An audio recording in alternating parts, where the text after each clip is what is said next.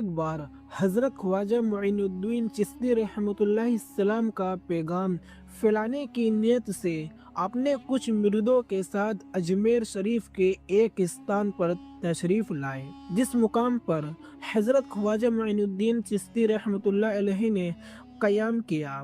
वहाँ के करीब ही एक बड़ा तालाब था, जिसे स्थानीय हिंदू लोग अनासागर कहते थे। उस दौर में इस तालाब की वसूआत और पवित्रता के कारण हिंदू समाज में इसका बहुत एहतराम किया जाता था। उनका यह अकीदा था कि जो शख्स दिन भर गुनाह करने के बाद इस तालाब में गुस्ल करता है, उसके तमाम गुनाह धुल जाते हैं। इस वजह से वे इस तालाब को हमेशा दियों से सजाए रखते थे। कहा जाता है कि इस तालाब में हर रात दिए जलाने के लिए तकरीबन 3 मन तेल की जरूरत होती थी। तालाब की पवित्रता के कारण वहाँ सभी हिंदुओं को दाखिल होने की इजाज़त नहीं थी। सिर्फ आला तबके के ब्राह्मण ही वहाँ गुस्ल कर सकते थे और तालाब के पानी को छू सकते थे। उनका यह मानना था कि अगर ब्राह्मणों के अलावा कोई और तालाब के पानी को छू ले तो पानी नापाक हो जाएगा। हज़रत ख्वाजा मुइनुद्दीन चिश्ती रहमतुल्लाह अलैहिस्सलाम और उनके मुरीद लंबे सफ़र से थके हुए थे। कुछ देर आराम फरमाने के बाद जब नमाज का वक्त हुआ तो ख्वाजा मुइनुद्दीन चिश्ती रहमतुल्लाह अलैहिस्सलाम ने हज़रत बख्तियार काकी रहमतुल्लाह अलैहिस्सलाम को अज़ान देने का हुक्म दिया। हुक्म पाकर हज़रत बख्तियार काकी रहमतुल्लाह अलैहिस्सलाम ने अज़ान देना शुरू किया। उस वक्त हिंदुस्तान में तौहीद का पैगाम और अज़ान देने के अल्फाज किसी ने नहीं सुने थे। जब लोगों ने पहली बार अज़ान के अल्फाज सुने तो उनके दरमियान हलचल मच गई। लोग अपने घरों से बाहर आकर एक दूसरे से कहने लगे, ये फ़कीर लोग कहाँ से आ गए और ये क्या पढ़ रहे हैं। अज़ान ख़त्म होने के बाद हज़रत ख्वाजा मुइनुद्दीन चिश्ती रहमतुल्लाह अलैहिस्सलाम और उनके साथियों ने अनासागर तालाब पर जाकर वज़ू करना शुरू किया। जब हिंदू पुजारियों ने देखा कि एक अजनबी दरवेश उनके मखसूस तालाब का इस्तेमाल कर रहा है तो उनके दिल में गुस्से की आग भड़क उठी। एक पुजारी बोला, यह दरवेश कहाँ से आ गया, बिना हमारी इजाज़त के इनसे हमारे पाक तालाब को हाथ लगा दिया।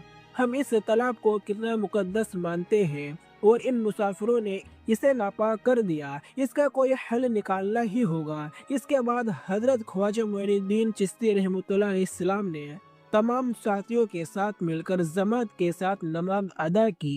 लोग यह मंजर देखने लगे और कहने लगे, यह तो कोई अजीब फ़कीर है। हमारे मंदिरों में सब देवी देवता मौजूद हैं और यह उनकी इबादत न करके किसी नए खुदा की इबादत कर रहा है। अगर मंदिर के बाहर भी कोई खुदा है तो उसे भी मंदिर में रखा जाना चाहिए ताकि लोग उसकी भी पूजा कर सकें। शाम ढलने लगी। शाम होते ही राजा पृथ्वीराज के ऊँटों के चारवाहे अपने ऊँट लेकर उस जगह पहुँचे। इत्तेफाक से हज़रत ख्वाजा मुइनुद्दीन चिश्ती रहमतुल्लाह अलैहिस्सलाम भी उसी जगह पर तशरीफ़ फरमाते थे जहाँ आमतौर पर राजा के ऊँट आराम किया करते थे। चारवाहों ने देखा कि एक दरवेश का काफिला उनके मुकाम पर आकर बैठा है। उन्होंने हज़रत ख्वाजा मुइनुद्दीन चिश्ती रहमतुल्लाह अलैहिस्सलाम और उनके साथियों से कहा, अरे फ़कीर बाबा, आप कहाँ से तशरीफ़ लाए हैं और यहाँ आकर बैठ गए। क्या आपको मालूम नहीं कि यहाँ रोज़ाना राजा पृथ्वीराज के ऊँट आराम फरमाते हैं। राजा के ऊँट यहाँ आराम करते हैं। यह जानते हुए भी आपने यहाँ बैठने की ज़रूरत कैसे की। हज़रत ख्वाजा मुइनुद्दीन चिश्ती रहमतुल्लाह अलैहिस्सलाम ने उन चारवाहों को नरमी से जवाब दिया, बाबा, हम मुसाफिर हैं और अनजान हैं। हमें मालूम नहीं था कि इस मुकाम पर राजा के ऊँट आराम करते हैं, क्योंकि हम पहले ही यहाँ रात गुजारने का इरादा कर चुके हैं। तुम अपने ऊँटों को आज किसी और जगह आराम देने ले जाओ, आसपास बहुत सी जगह है। हज़रत ख्वाजा मुइनुद्दीन चिश्ती रहमतुल्लाह अलैहिस्सलाम का जवाब सुनकर पृथ्वीराज के चारवाहे बोले, फ़कीर की हिम्मत तो देखो, कहता है कि राजा के ऊँटों को कहीं और ले जाए और खुद यह बैठे रहेंगे। फ़कीर बाबा, यह तो हरगिज़ मुमकिन नहीं है।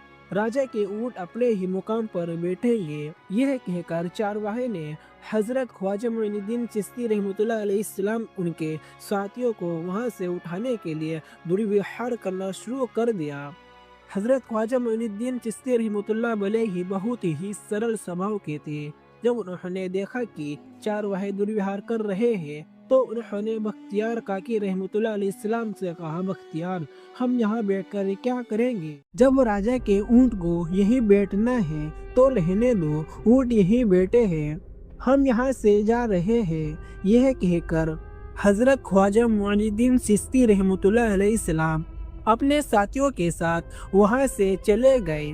अगली सुबह जब ऊँटों को फिर से चारगाह में ले जाने का समय आया तो चारवाहे ऊँटों को उठाने की कोशिश करने लगे, लेकिन बार बार कोशिश के बावजूद वे ऊँटों को उठा नहीं सके, क्योंकि अल्लाह के वली हजरत ख्वाजा मोइनुद्दीन चिश्ती रहमतुल्लाह अलैहिस्सलाम ने कहा था कि ऊँट यहीं बैठेंगे।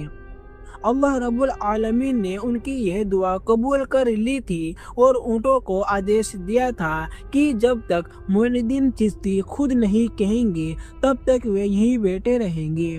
इसके बाद चारवाहे ऊँटों को न उठाने के कारण जानने लगे। उनमें से एक नेक चारवाहा था जिसने कहा, क्या तुम्हें याद है कि हमने कल यहाँ से एक दरवेश को उठाया था? जाते जाते उन्होंने कहा था कि हम जा रहे हैं, राजा के ऊँट यहीं बैठेंगे। मुझे लगता है कि उनके कहे शब्दों के कारण ही राजा के ऊँट उठ नहीं पा रहे हैं। शायद वह कोई बड़े वाली है या अल्लाह के कोई अवतार हैं। इस बात को महाहिम राजा के समक्ष रखते हैं। इसके बाद चारवाहे पृथ्वीराज के पास पहुँचे और हाथ जोड़कर निवेदन किया, महाराज, हमने बहुत कोशिश की लेकिन आपके ऊँटों को उनके स्थान से नहीं उठा पा रहे हैं, उन्हें चारगाह में घास चराने नहीं ले जा पा रहे हैं। राजा पृथ्वीराज ने आश्चर्य से पूछा, क्या ऊँटों को कोई बीमारी है जिस कारण वे उठ नहीं पा रहे हैं? चारवाहों ने कहा, महाराज, ऊँट पूरी तरह स्वस्थ है, उन्हें कोई बीमारी नहीं है। पृथ्वीराज ने कहा, तो फिर वे अपनी जगह से क्यों नहीं उठ रहे हैं? चारवाहे ने कहा, महाराज, कल उस स्थान पर एक दरवेश बैठे थे, हमने उनके और उनके साथियों के साथ काफी दुर्व्यवहार किया और उन्हें वहां से उठा दिया था। जाते जाते उन्होंने कहा था, राजा के ऊँट यहाँ बैठेंगे और उठेंगे नहीं। हमें लगता है कि दरवेश की बद्दुआ के कारण ही ऊँट अपनी जगह से नहीं उठ पा रहे हैं। तब पृथ्वीराज चौहान ने हुक्म दिया, अच्छा जाओ, उस दरवेश को मेरे पास ले आओ। जब हजरत ख्वाजा मोइनुद्दीन चिश्ती रहमतुल्लाह अलैहि पृथ्वीराज के दरबार में पहुँचे तो पृथ्वीराज ने उनसे पूछा, ए दरवेश, आपने मेरे ऊँटों को क्यों पंगु बना दिया है? मेरे ऊँट भूखे मर रहे हैं, कृपया अपना जादू उनसे हटा ले। अगर जादू नहीं हटाए तो मेरे ऊँट भूखे मर जाएंगे। पृथ्वीराज की बात सुनकर हजरत ख्वाजा मोइनुद्दीन चिश्ती रहमतुल्लाह अलैहिस्सलाम मुस्कुराते हुए बोले, अल्लाह के बंदे, हम मुसलमान हैं और मुसलमान कभी जादू नहीं करते। तुम्हारे ऊँटों को मैंने नहीं बल्कि इस संसार के पालनहार महान अल्लाह रब्बुल आलमीन ने बैठाया है। उनकी आगे से ऊँट बैठे हैं और उनकी आगे से ही उठेंगे, लेकिन मैं उस सर्वशक्तिमान से प्रार्थना कर सकता हूँ कि वह तुम्हारे ऊँटों को उठने की अनुमति दे। इसके बाद हजरत ख्वाजा मोइनुद्दीन चिश्ती रहमतुल्लाह अलैहिस्सलाम ने अल्लाह से दुआ की है, अल्लाह इन ऊँटों को अपनी जगह से उठने की तौफीक दे। हजरत ख्वाजा मोइनुद्दीन चिश्ती रहमतुल्लाह अलैहिस्सलाम की दुआ करते ही चारवाहों ने देखा कि ऊँट अपनी जगह से उठकर चारगाह की ओर बढ़ने लगे। यह दृश्य देखकर चारवाहे चकित रह गए और हजरत ख्वाजा मोइनुद्दीन चिश्ती रहमतुल्लाह अलैहिस्सलाम की करामात की खबरें पूरे अजमेर में फैल गई। जैसे जैसे हिंदुओं के बीच हजरत ख्वाजा मोइनुद्दीन चिश्ती रहमतुल्लाह अलैहिस्सलाम की करामात की बातें फैलने लगी और इस्लाम की महानता उनके सामने प्रकट होने लगी, मंदिर के पुजारी भयभीत हो गए। वे सोचने लगे अगर यही चलता रहा तो सभी हिंदू मुसलमान बन जाएंगे। तब वे पृथ्वीराज के पास पहुंचे और निवेदन किया, महाराज, यह दरवेश हमारे राज्य में अशांति फैला रहे हैं। यदि आपने अपनी इनका कोई उचित समाधान नहीं निकाला तो यह दरवेश सभी हिंदुओं को मुसलमान बना देंगे और तालाब हमारे देवताओं की पूजा करने वाला कोई नहीं बचेगा। आप इन्हें यहाँ से भगा दें, नहीं तो ये हमें यहाँ से बाहर निकाल देंगे। महाराज, हम आपको एक और बात बताना चाहते हैं।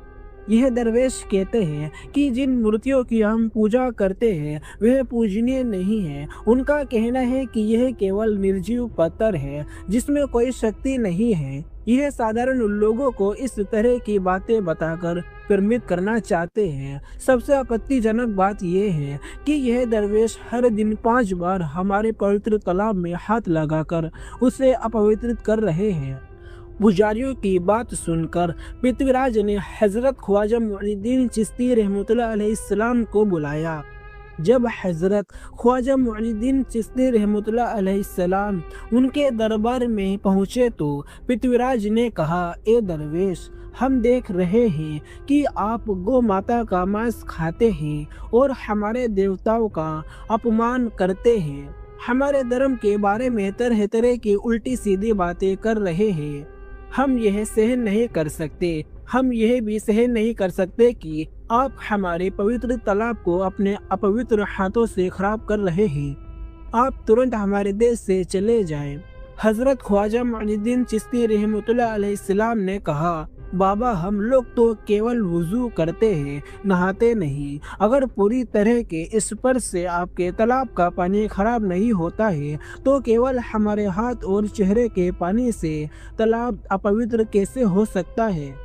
यह सुनकर पृथ्वीराज ने कहा, वे सभी लोग हमारे धर्म के हैं जबकि तुम लोग कहीं से और आ गए हो। तुम हमारे धर्म के नहीं हो, इसलिए तुम्हारा हाथ लगाने से हमारा तालाब अपवित्र हो जाता है। तब हजरत ख्वाजा मुइनुद्दीन चिश्ती रहमतुल्लाह अलैहिस्सलाम ने कहा, अच्छा बाबा, अब हम आपके तालाब के पानी को हाथ नहीं लगाएंगे, लेकिन हमें पानी की ज़रूरत है तो हम चाहते हैं कि केवल एक बर्तन में पानी दे दो। पृथ्वीराज ने कहा, ठीक है, तुम पानी ले सकते हो, लेकिन तुम्हारा बर्तन तालाब में लगे तुम्हारे हाथ नहीं। अगर तुम्हारे हाथ स्पर्श करे तो हम इसके खिलाफ सख्त कार्यवाही करेंगे। राजा के साथ सहमति के बाद हजरत ख्वाजा मुइनुद्दीन चिश्ती रहमतुल्लाह अलैहिस्सलाम ने अपने मुखी खलीफा बख्तियार काकी रहमतुल्लाह अलैहिस्सलाम से कहा, बख्तियार, जाओ और राजा के तालाब से एक बर्तन में पानी ले आओ, लेकिन बहुत सावधानी से पानी लेना ताकि तुम्हारा हाथ तालाब के पानी को छू ना सके। बख्तियार काकी रहमतुल्लाह अलैहिस्सलाम हजरत ख्वाजा मुइनुद्दीन चिश्ती रहमतुल्लाह अलैहिस्सलाम के आदेश का पालन करते हुए अनासागर से पानी लेने गए। उन्होंने बर्तन को तालाब में डुबाया और उनका हाथ पानी को नहीं छू सका, क्योंकि चमत्कारवश पूरा तालाब एक छोटे बर्तन में समा गया। अनासागर पूरी तरह से सूख गया और उसकी तली में केवल सूखी रेत दिखाई देने लगी। जब पुरोहितों ने देखा कि उनके पवित्र तालाब में एक भी बूंद पानी नहीं बची है और वह मरुस्थल की तरह सूख गया है, तो वे घबराते हुए राजा पृथ्वीराज के पास गए और बोले, महाराज, यह तो बड़ी संकट हो गया है। पृथ्वीराज ने पूछा, क्या हुआ? पुरोहितों ने कहा, उस दरवेश ने हमारे पूरे तालाब का पानी ले लिया है। अब हमारे पवित्र तालाब में एक बूंद भी पानी नहीं है।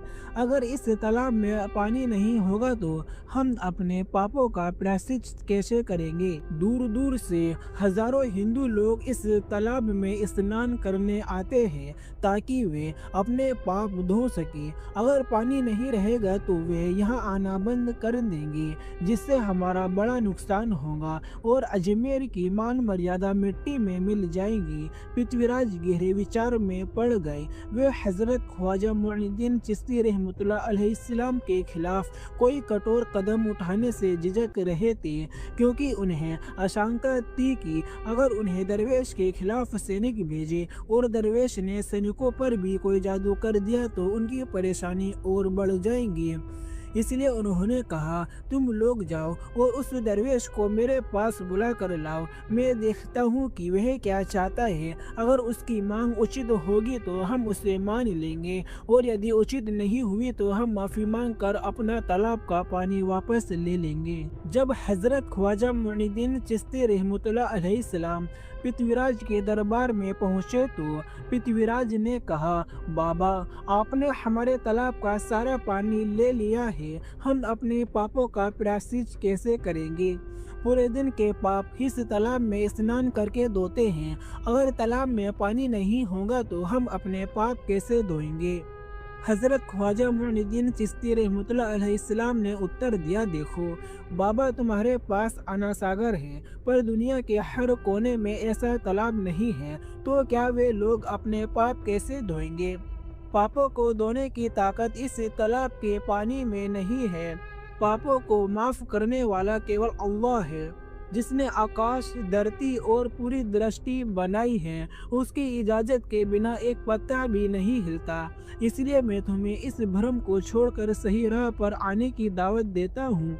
वहाँ मौजूद हज़ारों हिंदू हज़रत ख्वाजा मुइनुद्दीन चिश्ती रहमतुल्लाह अलैहिस्सलाम की बातें मंत्र मुग्ध होकर सुन रहे थे। इसके बाद उन्होंने कहा, जाओ बख्तियार, इस बर्तन में तुमने तालाब का पानी लिया था, उसे वापस तालाब में डाल दो। बख्तियार काकी रहमतुल्लाह अलैहिस्सलाम हज़रत ख्वाजा मुइनुद्दीन चिश्ती रहमतुल्लाह अलैहिस्सलाम के हुक्म से अनासागर में बर्तन का पानी डालने गए। जैसे ही बर्तन का पानी तालाब में डाला, अनासागर फिर से पानी से तालाब भर गया। इस चमत्कार को देखकर वहां मौजूद कई हिंदू ने कलमा पढ़कर इस्लाम कबूल कर लिया। यह देखकर हिंदू पुरोहितों और पंडितों की चिंता बढ़ गई। वे पृथ्वीराज के पास गए और बोले, महाराज, यदि अब कोई उपाय नहीं किया गया तो सारे हिंदू मुसलमान हो जाएंगे। पृथ्वीराज ने कहा, मुझे सलाह दो, इस दरवेश का मुकाबला कैसे किया जा सकता है? पुरोहितों ने कहा, यह दरवेश एक बड़ा जादूगर है, इसलिए इसका मुकाबला भी जादू से करना होगा। हमारे बीच एक बड़े पुरोहित और जादूगर रामदेव है, उन्हें इसके मुकाबले में भेजें। अगर वह जादू से इसे हरा सके तो हम अपने हिंदू धर्म को गौरव फिर से प्राप्त कर सकेंगे। पृथ्वीराज ने रामदेव को बुलाकर कहा, रामदेव, मैं तुम्हें इस दरवेश को जादू से हराने की जिम्मेदारी दे रहा हूँ। अगर तुम उसे हरा सके तो हम अपने धर्म का गौरव फिर से पा सकेंगे। रामदेव ने पृथ्वीराज को आश्वस्त करते हुए कहा, महाराज, आप चिंता ना करें, इस दरवेश को हराना मेरे लिए बहुत आसान है। मैं आपके समक्ष हमारे धर्म का गौरव वापस लाकर रहूंगा। इसके बाद रामदेव अपने साथियों के साथ हजरत ख्वाजा मुइनुद्दीन चिश्ती रहमतुल्लाह अलैहिस्सलाम के सामने मुकाबले के लिए पहुंचा। उसने कहा, मुइनुद्दीन, अगर तुमने ताकत है तो मुझसे जादू कर मुकाबला करो। मैंने तुम जैसे बहुत से जादूगरों को हराया है, तुम्हें हराना तो मेरे लिए साधारण बात है। हज़रत ख्वाजा मुइनुद्दीन चिश्ती रहमतुल्लाह अलैहिस्सलाम ने उसकी बातों का कोई जवाब नहीं दिया। रामदेव ने देखा कि हज़रत ख्वाजा मुइनुद्दीन चुप हैं, तो उसने गाली गलौज करना शुरू कर दिया। जब रामदेव अपनी हदें पार कर गया तो हज़रत ख्वाजा मुइनुद्दीन चिश्ती रहमतुल्लाह ने उसकी आंखों में देखते हुए कहा, रामदेव, तू चिल्ला रहा है, लेकिन मैं तेरे माथे पर ईमान की रोशनी देख रहा हूँ। हज़रत ख्वाजा मुइनुद्दीन चिश्ती रहमतुल्लाह अलैहिस्सलाम की यह बात सुनते ही रामदेव कांपने लगा और उसी क्षण अल्लाह रब्बुल आलमीन ने उसके दिल में ईमान की रोशनी डाल दी। रामदेव हज़रत ख्वाजा मुइनुद्दीन चिश्ती के चरणों में गिर पड़ा और बोला, ए अल्लाह के वली, मैंने आपके साथ बहुत बेअदबी की है, मुझे माफ़ करें और मुझे कलमा पढ़ाकर इस्लाम की राह दिखाएं। हज़रत ख्वाजा मुइनुद्दीन चिश्ती रहमतुल्लाह अलैहिस्सलाम ने रामदेव को कलमा पढ़ाया और उनका नाम रखा मोहम्मद सादिक। इतिहास बताता है कि बाद में रामदेव मोहम्मद सादिक के रूप में एक बड़े अल्लाह के वली बन गए।